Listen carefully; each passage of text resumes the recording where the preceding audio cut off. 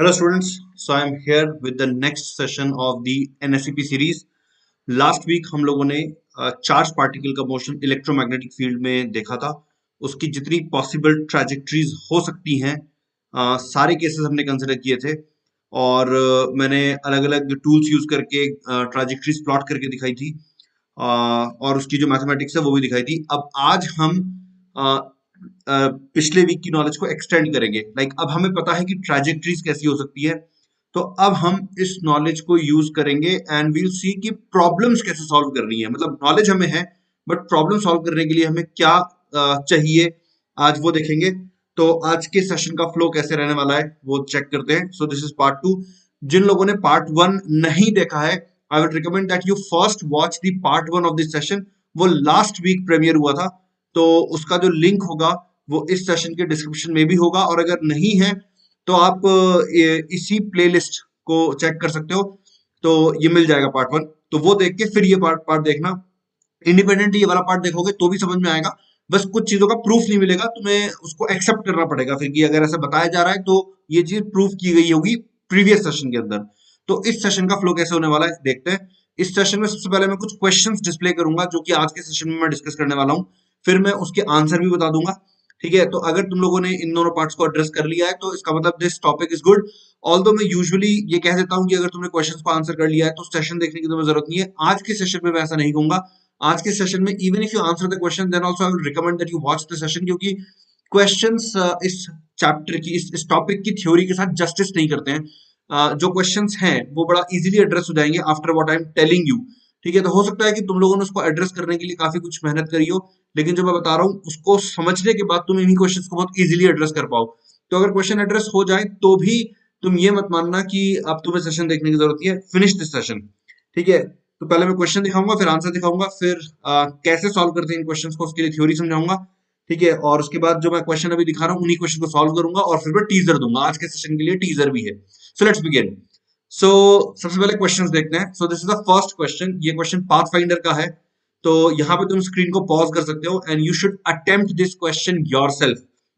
ठीक है, and if you have attempted this question then I will show you the next question. You can unpause the video, you can continue watching the video now, and this is the next question. Again, you should pause the video here and you should actually attempt this question first, get the answer, and then you should proceed, assuming that you have done that already. तो अब आगे बढ़ते हैं। So this is the third question. ये question भी pathfinder का है। तो again pause the video, attempt the question, and then continue watching the video, hoping that you have done that already. Now I will show you the answer to all the three questions. तो first question जो मैंने display किया था उसका answer यहाँ पे नीचे लिखा हुआ है, you can have a look at it. Second question का आंसर यहाँ पे लिखा हुआ है। थर्ड क्वेश्चन का आंसर ये रहा। ठीक है, तो अब मुझे नहीं पता कि तुम लोगों ने कितनी मेहनत करी है इन आंसर्स को निकालने के लिए, या ये निकले भी है या नहीं। वट एवर में be the case, I recommend that you continue watching this session. ठीक है, तो अब हम कवर करेंगे इस सेशन की थ्योरी। ठीक है, तो देखते हैं। सो इस चैप्टर की थ्योरी समझाने के लिए, इस टॉपिक की थ्योरी समझाने के लिए I am going to talk about the kinematics of rolling motion. ठीक है, अब कहाँ से रिलेट होगा अभी थोड़ी देर में समझ में आ जाएगा। तो एक सिचुएशन समझते हैं। ठीक है, मान लेते हैं एक व्हील है। ठीक है, एक व्हील है, इसके सेंटर को हम मूव करेंगे v0 स्पीड से। ठीक है, और इस व्हील को हम रोटेट कर रहे हैं ओमेगा से। ठीक है, दोनों वैल्यूज इंडिपेंडेंट है, मतलब v0 की भी वैल्यू तुम जितनी भी चाहो उतनी सेलेक्ट कर सकते हो और ओमेगा की वैल्यू भी तुम जितनी भी चाहो उतनी सेलेक्ट कर सकते हो। तो ये दोनों वैल्यूज हम खुद सेलेक्ट कर रहे हैं। ठीक है, अब ये दोनों वैल्यूज हम खुद सेलेक्ट कर रहे हैं और हमारा इंटेंशन क्या है? हमारा इंटेंशन है कि इस व्हील पर सेंटर से अलग अलग डिस्टेंस पे जो पॉइंट है, जैसे मैं यहां से मान लेते हैं स्मॉल आर डिस्टेंस पे एक पॉइंट पी ले लेता हूं, तो इस पी पॉइंट की जो ट्रैजेक्टरी होगी वो कैसी होगी ये मैं जानना चाहता हूं। ठीक है, तो सेंटर से जो डिस्टेंस है वो आर से रिप्रेजेंट कर रहा हूं मैं। ठीक है, तो गाइज ये जानने के लिए हमें क्या करना चाहिए? Let's try to understand that. तो ये जो डिस्क है, या जो भी, हाँ डिस्क ही मान लेते हैं इसको, तो ये दो तरह के मोशन एग्जीक्यूट कर रही है। ये एक तो एग्जीक्यूट कर रही है रोटेशनल मोशन और दूसरा एग्जीक्यूट कर रही है ट्रांसलेशनल मोशन।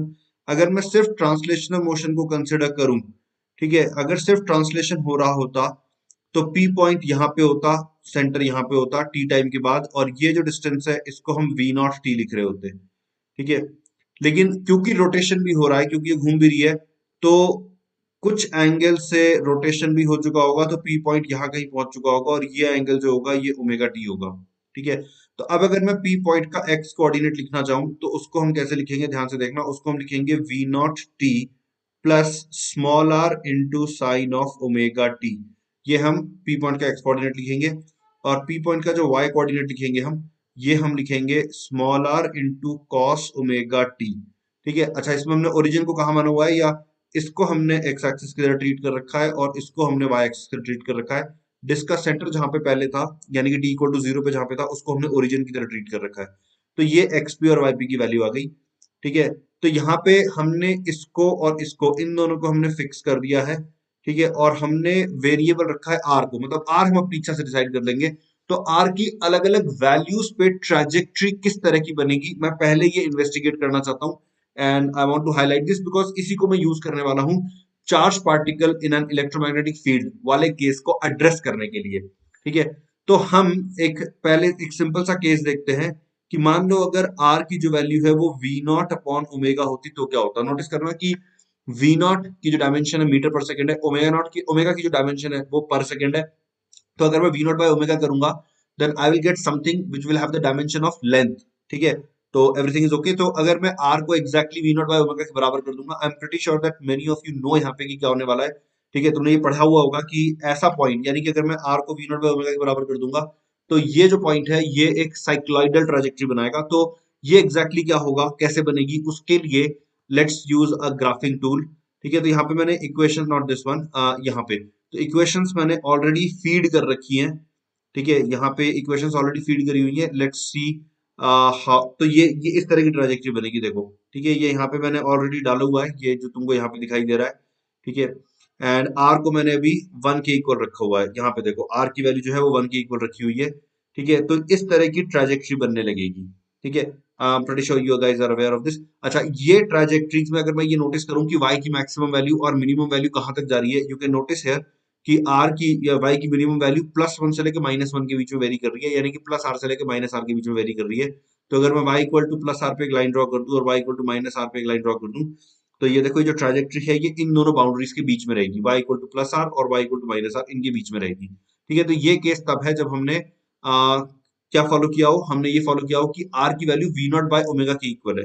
ठीक है, तो यहाँ पे मैंने जैसे वी नॉट को भी वन ले रखा है, यू जो यहाँ पे दिख रहा है तुम्हें, ये जो यू दिख रहा है ये रिप्रेजेंट कर रहा है वी नॉट को।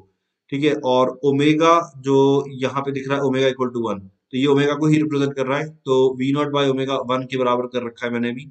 ठीक है, अब अगर मान लो मैं सिचुएशन को चेंज करता हूँ।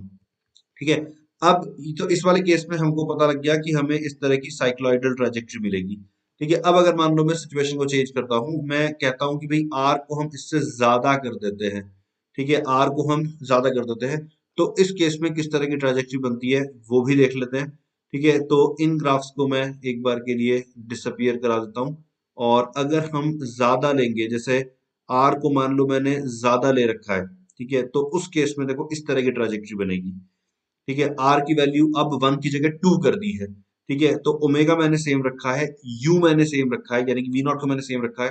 तो आर की वैल्यू अब V naught by omega ratio से ज्यादा कर दिया है, तो इस तरह की ट्रेजेक्ट्री हमें मिलने लगेगी। एंड अगेन नोटिस करो कि ये जो ट्रेजेक्ट्री है इसकी जो अगर वाई कोऑर्डिनेट्स की लिमिट्स देखें, तो ये y इक्वल टू, ये x जो है फिलहाल r को रिप्रेजेंट कर रहा है, तो y equal to plus two और y equal to minus two के बीच में हॉवर कर रही है। तो अगर मैं इनको भी प्लॉट कर दूं, तो बेसिकली अगर मुझे आर पता लग जाता है, यानी कि अगर मुझे ये पता लग जाता है कि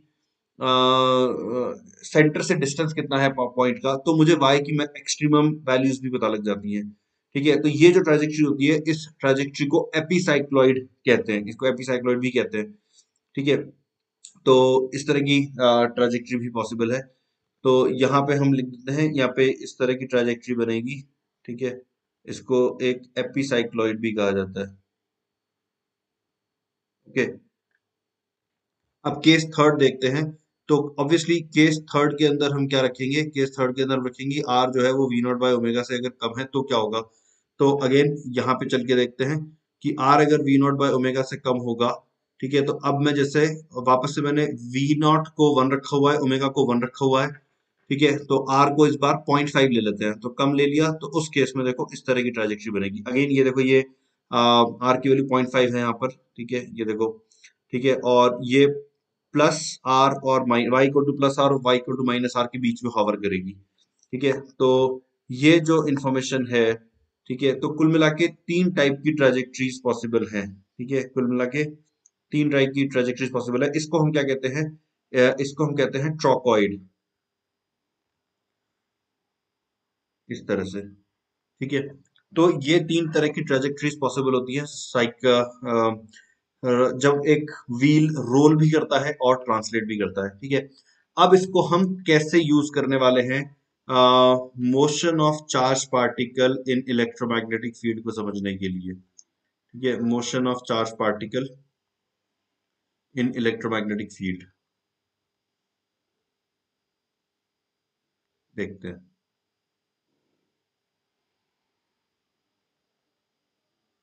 ठीक है। तो इस केस में देखो क्या होता है, अ, पहले हम मान लेते हैं कि हमें जो केस गिवन है, इसके अंदर इलेक्ट्रिक फील्ड और मैग्नेटिक फील्ड एक दूसरे के परपेंडिकुलर है, ठीक है। तो मैं एक जनरल केस की बात तो नहीं कर रहा हूँ। क्यों नहीं कर रहा हूँ? क्योंकि जो जनरल केस होगा वो इसी केस से सॉल्व किया जाता है, ठीक है। तो हम पहले इस केस की बात करते हैं। अब ये बातें मैंने प्रीवियस सेशन में करी थी, जो पार्ट 1 था उसमें मैंने करी थी कि अगर ई और बी एक दूसरे के परपेंडिकुलर नहीं होंगे तो क्या करना है। तो उसका फर्स्ट स्टेप यही होता है कि ई का हम 2 कंपोनेंट ब्रेक कर देते हैं, एक कंपोनेंट बी के पैरेलल और दूसरा कंपोनेंट बी के परपेंडिकुलर।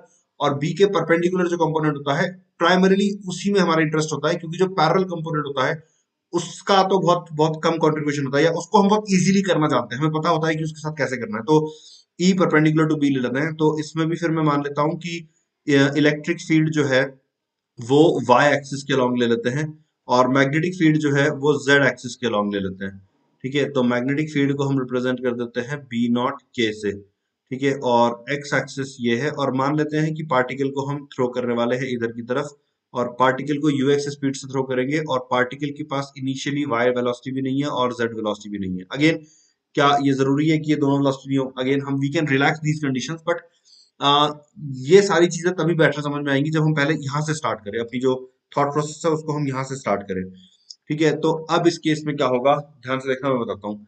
तो पहली चीज ये बात तय है कि जो मोशन होगा इन केसेस के अंदर, यानी कि कौन से केसेस के अंदर, जब इलेक्ट्रिक और मैग्नेटिक फील्ड परपेंडिकुलर है एक दूसरे से, और इनिशियल वेलोसिटी जो भी हम दे रहे हैं, ठीक है, वो हम बी के परपेंडिकुलर दे रहे हैं, ठीक है। तो ये बात तो तय है कि मोशन जो ऑर्बिट बनेगी, सॉरी जो ट्राजेक्ट्री बनेगी, वो या तो साइक्लॉइड होगी, ठीक है, या वो एपीसाइक्लॉइड होगी, ठीक है, या फिर वो ट्रोकॉइड होगी, और एक बहुत ही स्पेशल केस स्ट्रेट लाइन भी हो सकती है। तो इन्हीं ट्राजेक्ट्रीज में से कोई ना कोई ट्राजेक्ट्री बनेगी, ठीक है। अभी हम ये मान रहे हैं कि ई और बी एक दूसरे के परपेंडिकुलर है, तो इन्हीं में से कोई ना कोई ट्राजेक्ट्री बनेगी। और हम एक और चीज मान रहे हैं कि यूजेड जो है वो जीरो है, इनफैक्ट ये भी हम जीरो मान रहे हैं। तो ये वाले केस को सॉल्व करते हैं एक बार पहले। एक्स्ट्रापोलेशन काफी आसान होगा, जो बाकी की केसेस हैं उसमें एक्स्ट्रापोलेशन काफी आसान होगा। तो इन कंडीशंस में यही ट्राजेक्ट्री बनने वाली है, ठीक है। अब इसके आगे की बात करते हैं। तो ये जितनी भी ट्राजेक्ट्री हैं, चाहे साइक्लॉइड हो, चाहे एपिसाइक्लॉइड हो, चाहे ट्राइकॉइड हो, ठीक है, इनके अंदर ना पार्टिकल एक पर्टिकुलर डायरेक्शन में ड्रिफ्ट कर रहा होता है। जैसे वो अगर पार्टिकल ऐसे ट्रेवल कर रहा है, तो ये हम कह सकते हैं कि overall the displacement of the particle is in this direction. इस ट्राजेक्ट्री पे भी ये वाली प्रॉपर्टी तो एप्लीकेबल है, ओवरऑल द डिस्प्लेसमेंट इधर है, ओवरऑल डिस्प्लेसमेंट इधर है, तीनों तरह की ट्राजेक्ट्री पे ही ये बात तो वैलिड है। तो हम, अगर मैं इसको ड्रिफ्ट कहूं, तो पार्टिकल जो ड्रिफ्ट करेगा, ठीक है, पार्टिकल का ड्रिफ्ट जो होगा वो श्योरली वो E vector cross B vector की डायरेक्शन में होगा, ठीक है।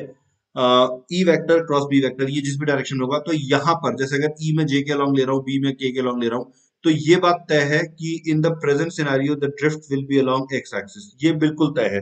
तो तुम्हें स्टार्ट यहीं से करना चाहिए कि हमें अगर ट्राजेक्ट्री जज करनी है, तो क्या सबसे पहले हम ये फिगर आउट कर पा रहे हैं कि ड्रिफ्ट किस डायरेक्शन में होगा, तो वो हम फिगर आउट कर पा रहे हैं, ठीक है।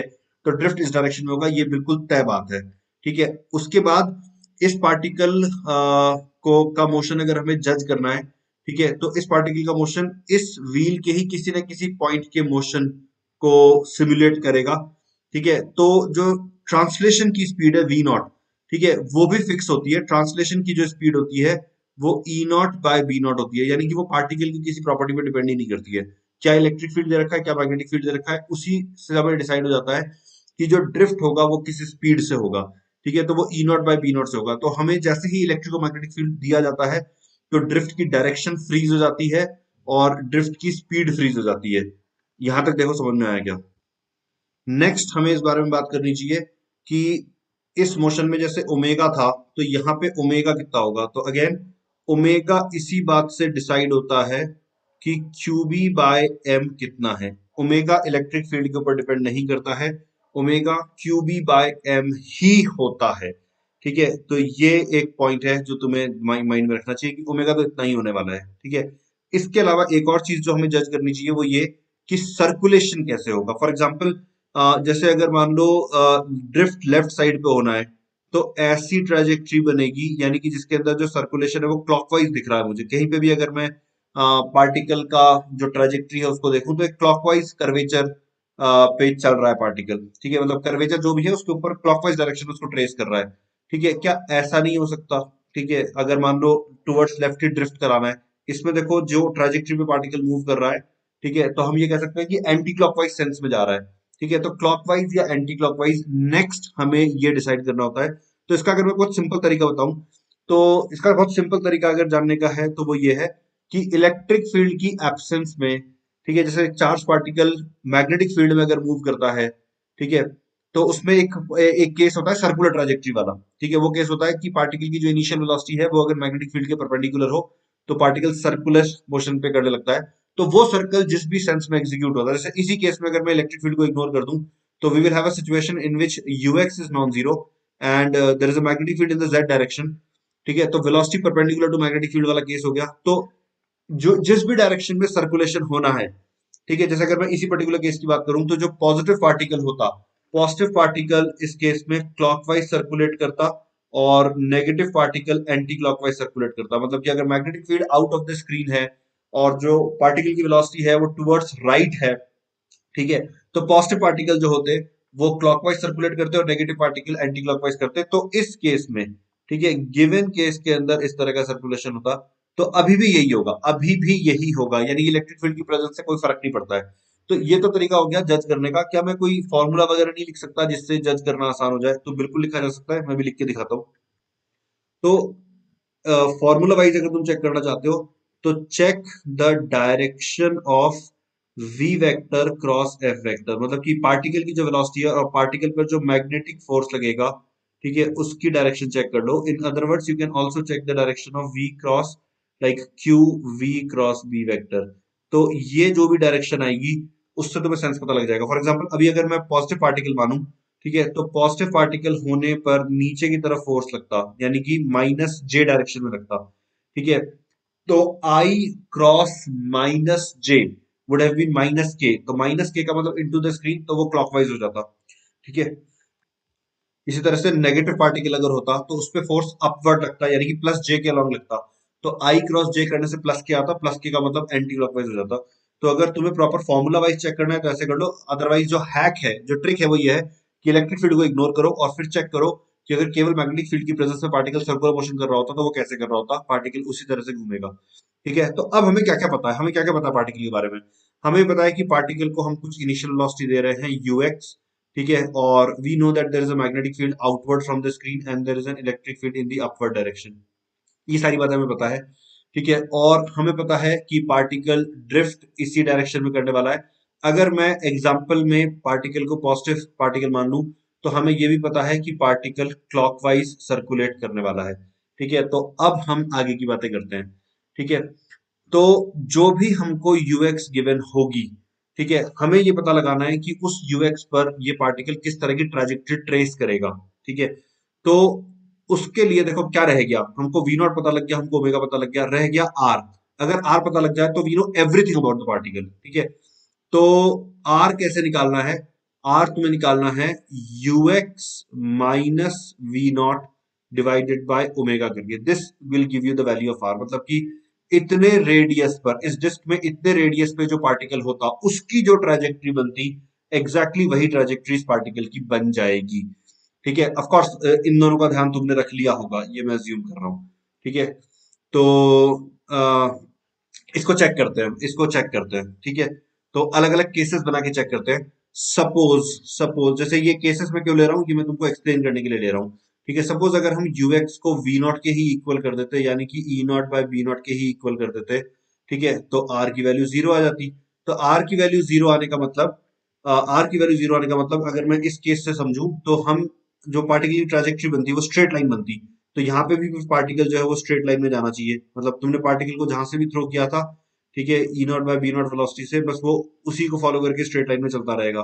तो क्या ऐसा बिल्कुल होगा? तो तुम चेक कर सकते हो कि ये वही स्पीड है जिसमें पार्टिकल एक इलेक्ट्रोमैग्नेटिक फील्ड में स्ट्रेट लाइन पर ट्रेवल कर लेता है।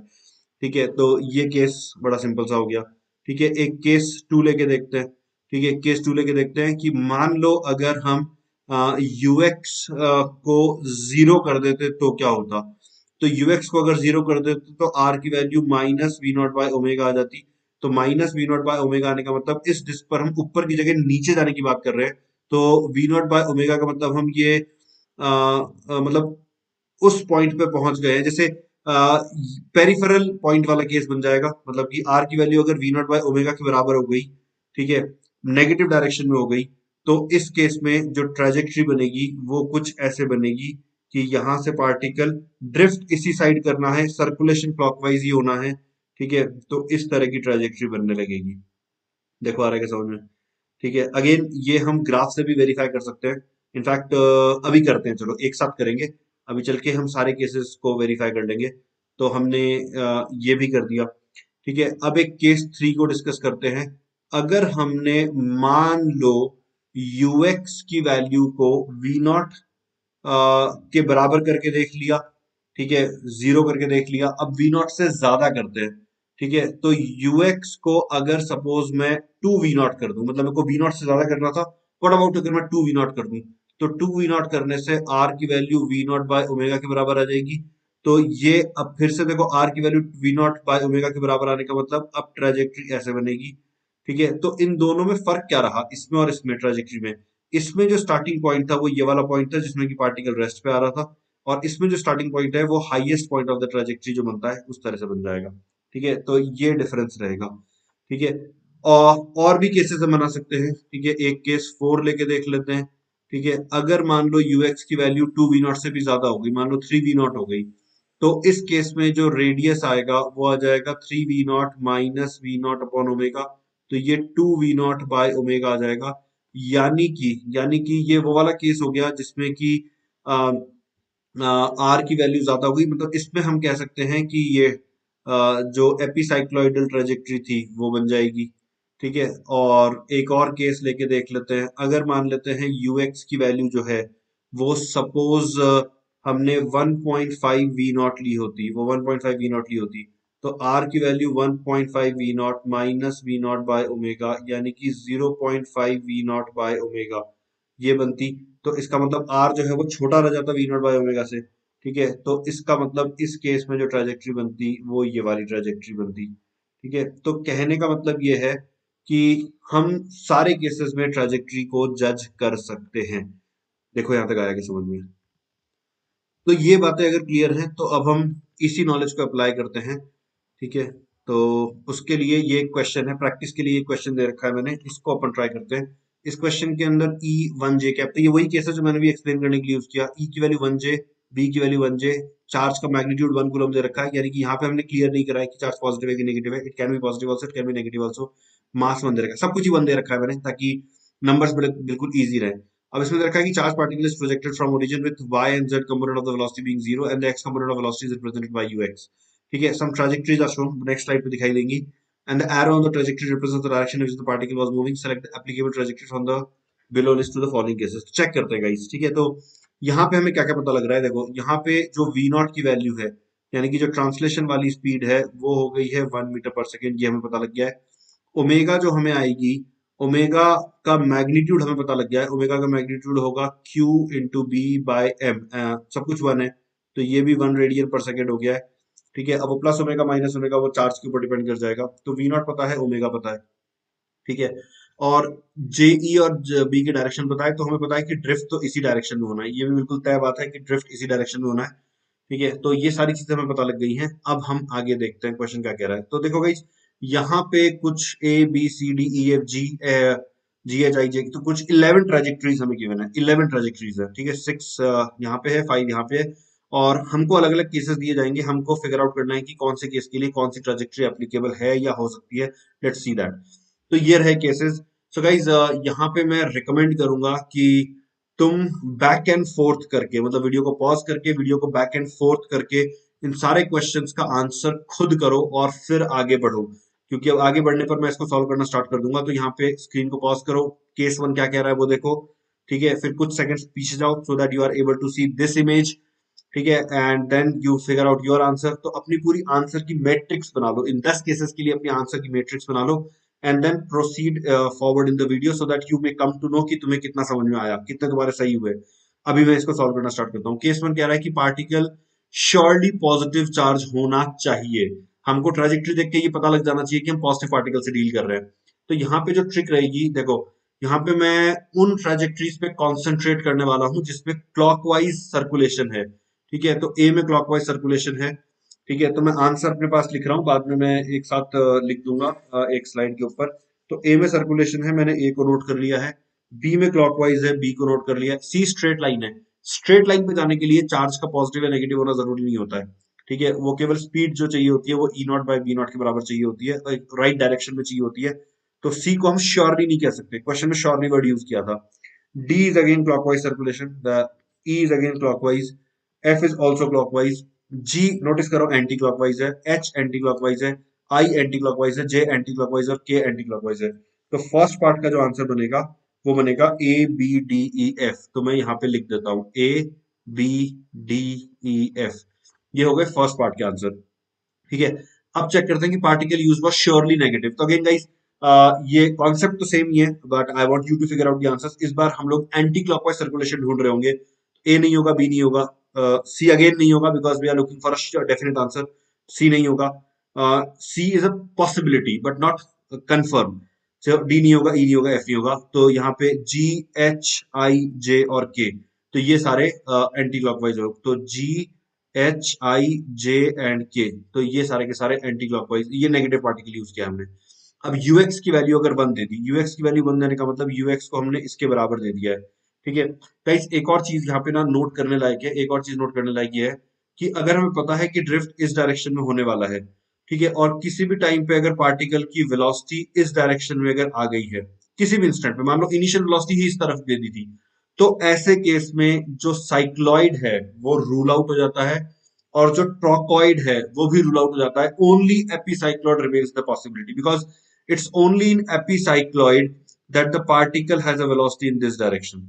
ठीक है, बाकी अगर मैं साइक्लॉइड की बात करूं तो वेलोसिटी इज ऑलवेज, जो एक्स कंपोनेंट ऑफ वेलोसिटी है that is always right words, यानी कि ड्रिफ्ट की डायरेक्शन में होता है या फिर जीरो होता है। ठीक है, जो ट्रोकॉइड होता है, ट्रोकॉइड के अंदर the velocity, the X component of velocity, और you can say the component of velocity in the direction of the drift is never negative. ठीक है, तो अगर शुरू में ही ये वेलोसिटी जो ड्रिफ्ट की डायरेक्शन होने वाली है उससे ऑपोजिट डायरेक्शन में दे दी है, ठीक है, तो ये दोनों ट्राजेक्टरीज तो रूल आउट हो जाती हैं और केवल ये बचता है, केवल ये बचता है। ठीक है, तो ये एक पॉइंट था जो मैंने मिस कर दिया था बताने में। तो अभी आगे देखते हैं, अभी क्वेश्चन क्या कह रहा है, थर्ड पार्ट कह रहा है कि यूएक्स की वैल्यू 1 होनी चाहिए। तो 1 जो है, अगर यूएक्स की वैल्यू 1 है, ठीक है, तो straight line trajectories, straight line is a possibility, straight line हो सकती है अगर हमने इस डायरेक्शन में थ्रो किया है। ठीक है, तो स्ट्रेट लाइन पॉसिबिलिटी है, और अगर उल्टी डायरेक्शन में थ्रो किया होता, ठीक है, उल्टी डायरेक्शन में अगर हमने थ्रो किया होता, आ, उस केस में, उस केस में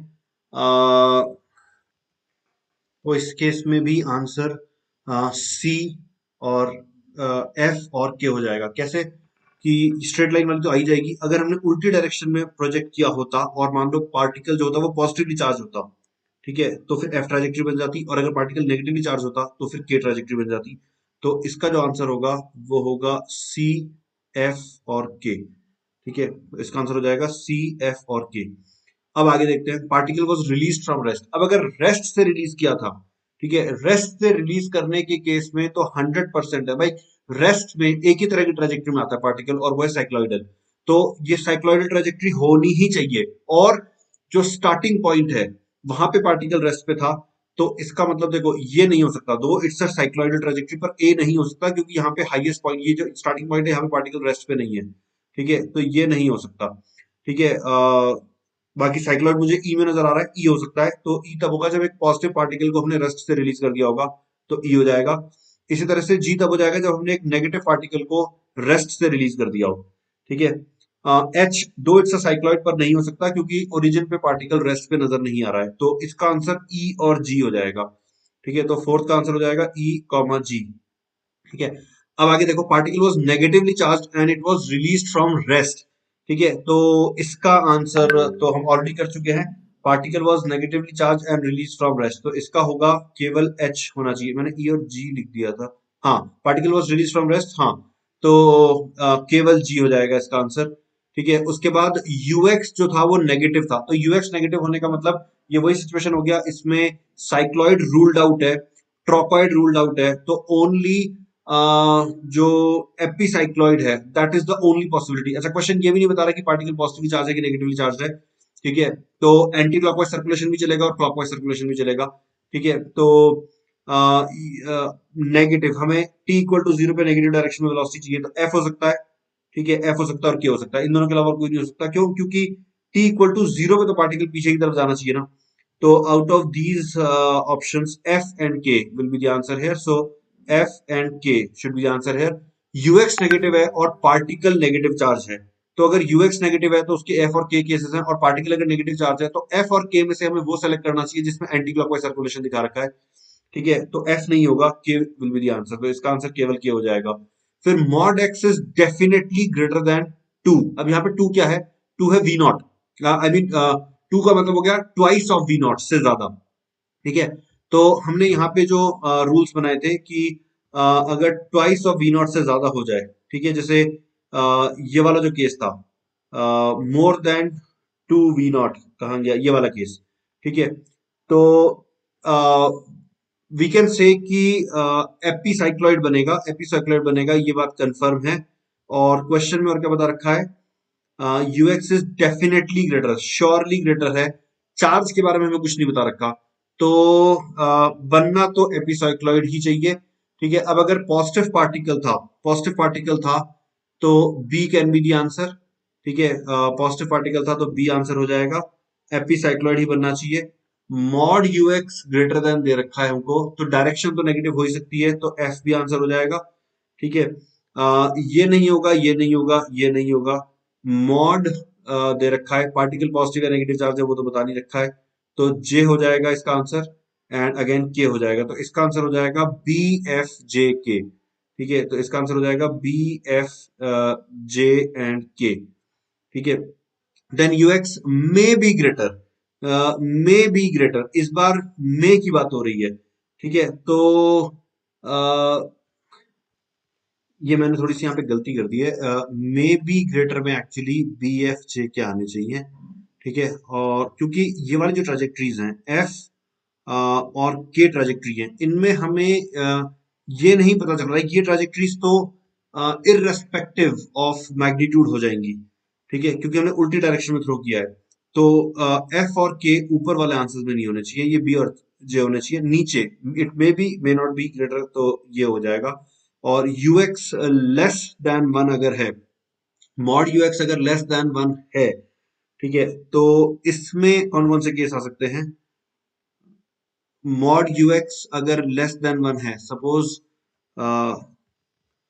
तो जैसे यहाँ पे हमने पार्टिकल को थ्रो किया था टू से, ये वाली ट्राजेक्टरी टू स्पीड पे आएगी तो ये इंक्लूड नहीं होगी, ये मोर देन टू पे आएगी तो ये इंक्लूड नहीं होगी, ये 1 मीटर पर सेकंड पे आ सकती है, तो सी विल बी द आंसर।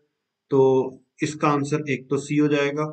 ठीक है, उसके बाद ये वाली ट्राजेक्टरी डेफिनेटली टू से कम होने पर ही आएगी, तो इसका आंसर डी हो जाएगा। और उसके बाद ये पार्टिकल को रेस्ट से छोड़ने पे आती है, तो इसका आंसर ई हो जाएगा। और इसमें हम श्योरली नहीं कह सकते, तो इसको इंक्लूड नहीं करेंगे, इसमें भी पार्टिकल को रेस्ट से रिलीज किया होगा, तो जी हो जाएगा। और अगेन ये इस जो आई ट्रेजेक्ट्री है इसको हम इंक्लूड कर लेंगे, तो इसका आंसर ये हो जाएगा। So these will be your answers. I hope you have understood this. I hope ये सारे के सारे समझ में आ गए हैं तुम्हें। सो अगर नहीं आए हैं तो please go through the explanation once again and then proceed in the video. तो अब देखते हैं हम जो क्वेश्चंस मैंने दिखाए थे उन क्वेश्चंस को सॉल्व किस तरह से करना है। Let's see that. So this is the first question. This is question number 20th of build up your understanding.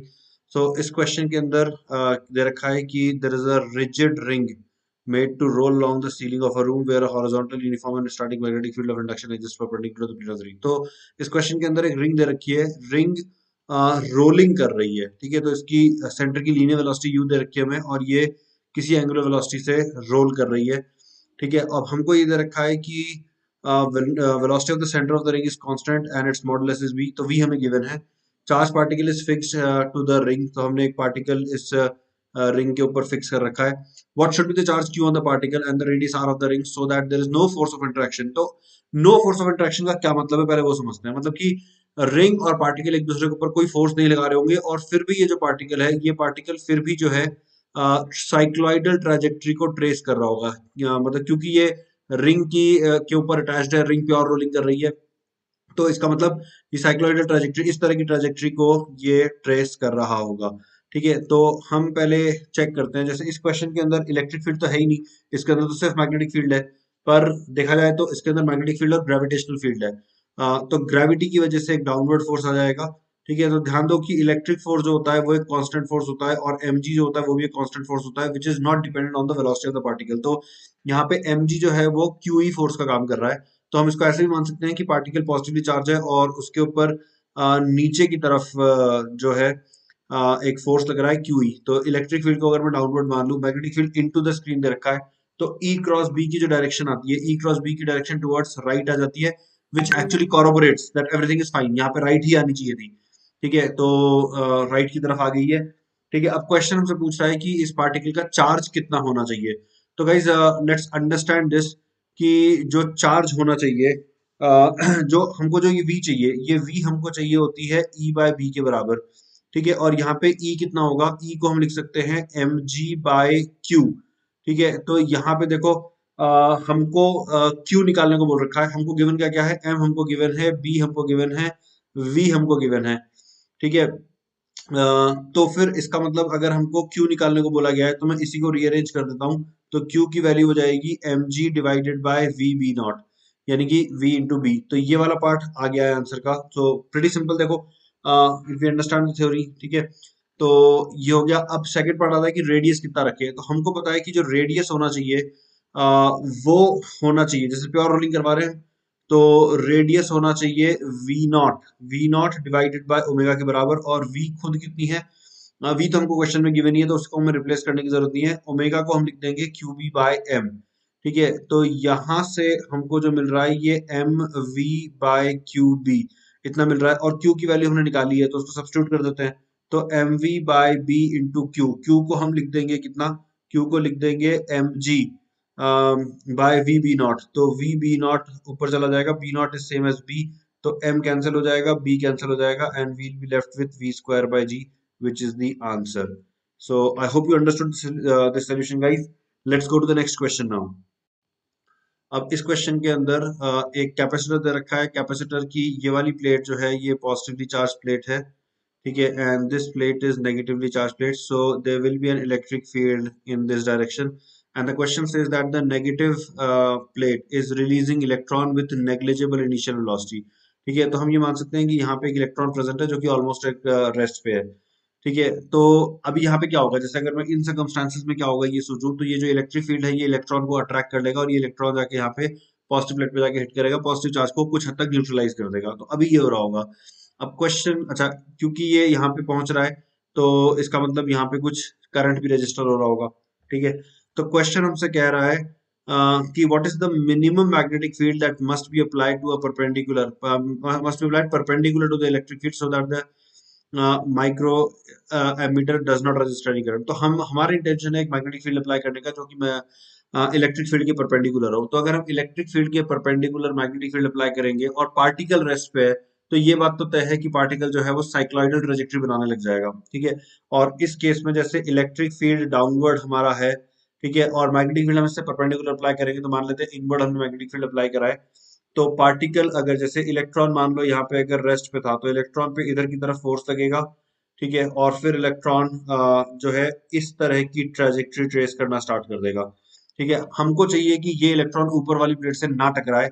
तो इसका ये मतलब हुआ कि ये जो गैप होता है, ये जो मैक्सिमम गैप होता है, ये 2 × r के बराबर होता है। तो हमको चाहिए कि 2r की वैल्यू d से कम रहे। अगर ऐसा हो गया तो फिर ये इलेक्ट्रॉन ऊपर वाली प्लेट को कभी भी टच नहीं कर पाएगा। ठीक है, और r को हम लिखते हैं v0 डिवाइडेड बाय ओमेगा। तो हमको ये कंडीशन चाहिए।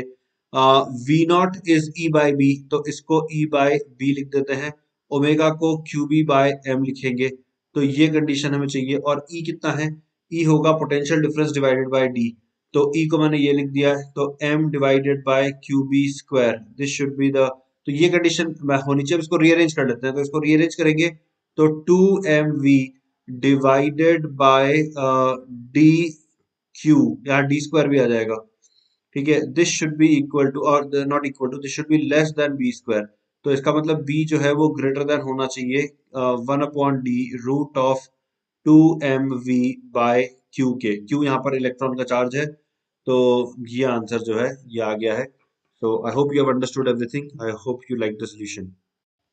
This is the next question now. This question says that in a region of space, a uniform electric field of strength E and uniform magnetic field induction and gravitational field exist in mutually perpendicular direction. तो ये तीनों ही fields एक दूसरे से perpendicular है।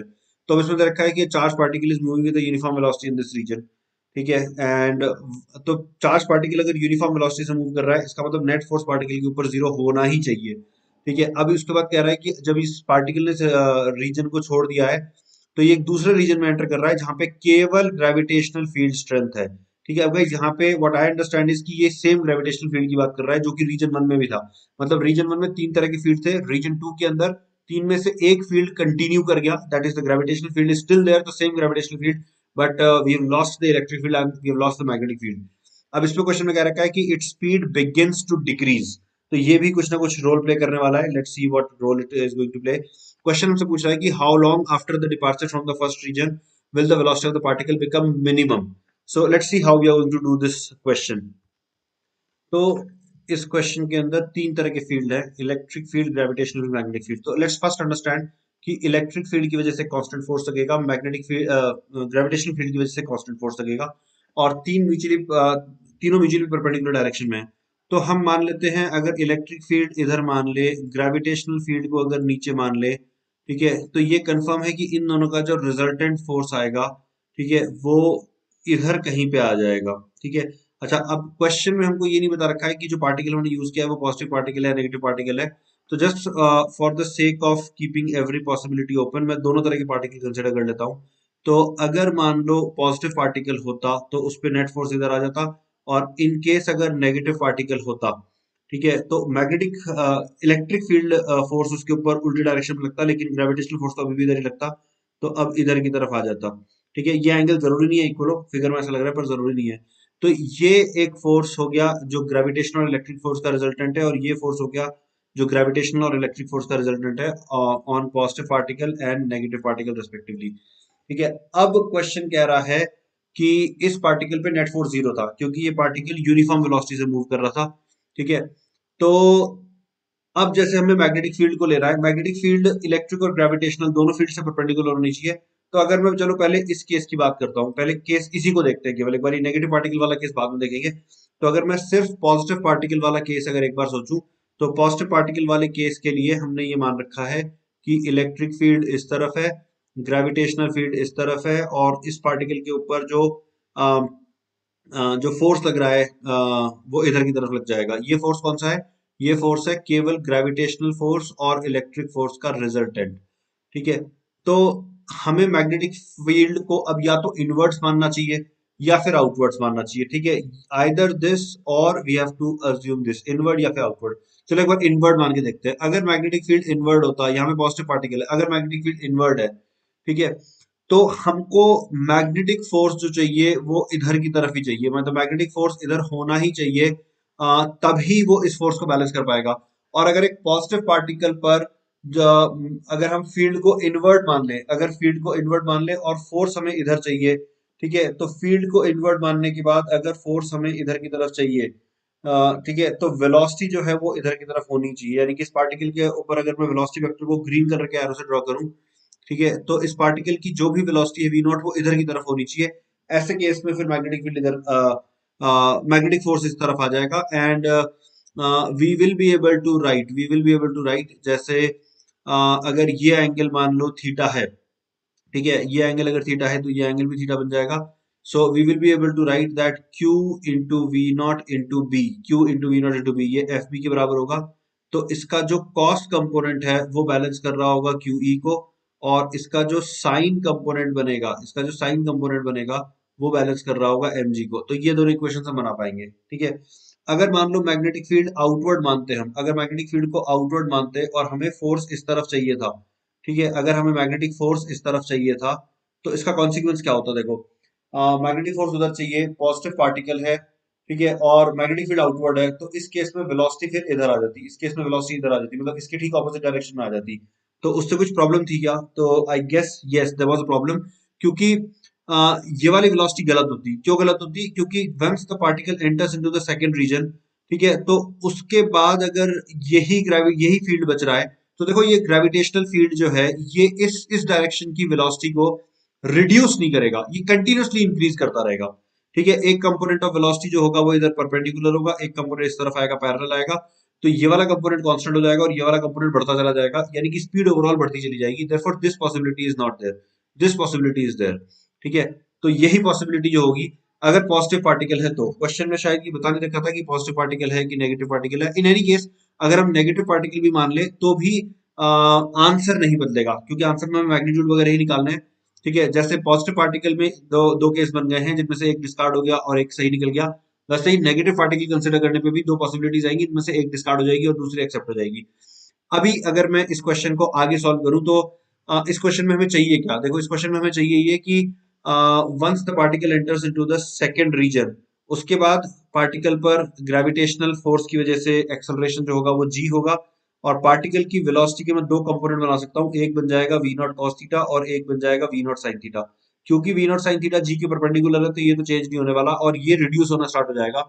Question हमसे पूछ रहा है कि मिनिमम स्पीड कब हो जाएगी, तो मिनिमम स्पीड तब हो जाएगी जब ये कंपोनेंट जीरो हो जाए, और ये कंपोनेंट कितनी देर के बाद जीरो होगा, ये कंपोनेंट जीरो होगा, ये कंपोनेंट जीरो होगा v not cos theta divided by g, इतने टाइम के बाद। तो हमको ये चाहिए, ये मिल जाए तो हमारा आंसर आ जाएगा, और v नॉट cos थीटा की वैल्यू हम यहाँ से पिक कर सकते हैं, ये हो जाएगा QE divided by, again Q, मतलब ये Q तो हम कैंसिल भी कर सकते थे, अपॉन B, ठीक है। तो ये v नॉट cos थीटा की वैल्यू उसको g से डिवाइड कर देंगे, so we'll be left with E by BG, तो ये आंसर होना चाहिए, तो E बाय जी भी आंसर है।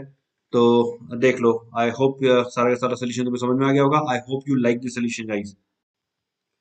Time for teaser now. So let me show you the question. So this is your question, guys, and these are the options. So one or multiple options may be correct. तो आप लोग पता लगाओ कौन सा option correct है। Send me your answer and your solution, proper lucid solution here eklavyasupport@vedantu.com, and I will check your solution, I will respond to your solution, and if we like your solution we may offer you admission to our NSCP batch also, or any other batch which may be applicable for you, which may be relevant for you, which you find good. All right, so send your solutions here. I hope you enjoyed this session, guys. Before I say goodbye for now, I will just ask you guys whether you are aware of Eklavya or not. If not, then do Google search about it. Write on Quora, inquire about this. You may just be in for a brilliant surprise. Apart from that, this is a YouTube channel. The link of this is present in our description also. So here we post solutions of previous year JEE advanced papers and KVPY papers. You can also use this QR code. You can scan this QR code to visit this channel. And this is a notice board. Here we put the information of all the upcoming batches that are taught by Team Eklavya. So you may want to know about these batches because we provide great scholarships here. All right, like the entire year fees is not greater than let's say rupees 10,000, or in this range only, the entire year fees, if you clear the selection process, that is. All right, so to access this document, you can scan the QR code, or you can use this link which would be present in the description of the session. If you are aspirant of 2023, you can scan this QR code and you can join a Telegram channel where we are going to put the information of the Eklavya batch that we are going to launch for next year. And if you are an aspirant of 2024, scan this QR code and join the another Telegram channel where we will put the information of all the relevant batches that we are going to launch for the 2024 aspirant. With that, I will say goodbye, guys. For now, I'll come next week with another topic. Hopefully, you will like that also, and you have liked this also. I hope that. So, thank you, guys. Take care and bye bye.